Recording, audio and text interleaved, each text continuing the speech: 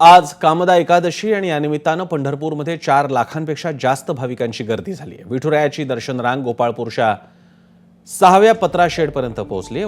उन्हाचा भाविकांना त्रास होऊ नये म्हणून पत्रा शेडमध्ये ठिकठिकाणी मोठमोठे कूलर लावण्यात आले आहेत। याशिवाय दर्शन रांगेत उभारलेल्या भाविकांना खाण्यापिण्याची सोय देखील करण्यात आली आहे। इथला आढावा घेतलाय प्रतिनिधी सुनील दिवाण यांनी।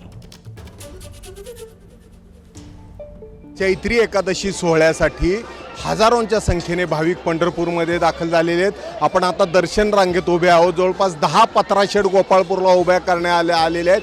त्यातल्या 6 ते 7 पत्रा शेड भरलेले आहेत। या इथं दर्शन रांगेमध्ये भाविकांना त्रास होऊ नये म्हणून कूलर लावलेले आहेत, ज्याच्यामुळं ही सध्या जो ऊन तापतंय या उन्हापासून त्रास होऊ नये यासाठी कूलर या दर्शन रांगेमध्ये बसवण्यात आलेले आहेत। याशिवाय या दर्शन रांगेमध्ये जे भाविक येत आहेत त्यांना या इथं खिचडीचं वाटप केलं जातं उपासाच्या, त्याचबरोबर पिण्याचं पाणी दिलं जातं, ज्याच्यामुळं भाविकांना दर्शन रांगेत कुठेही न थांबता विठ्ठल दर्शनाला पोचेपर्यंत खिचडी किंवा प्रसाद मिळावा किंवा थोडा नाश्ता व्हावा ह्याची व्यवस्था, याशिवाय चहा दूध पाणी याची व्यवस्था इथं करण्यात आलेली आहे। आणि हजारोंच्या संख्येने भाविक अजूनही दर्शन रांगेत लागताना दिसत आहेत। खरं तर ही चैत्री वारी ही धावती वारी मानली जाते।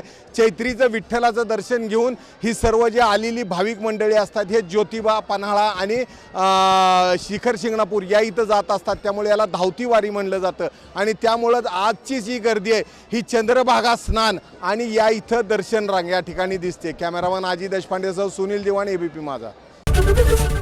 एबीपी माझा, उघडा डोळे बघा नीट।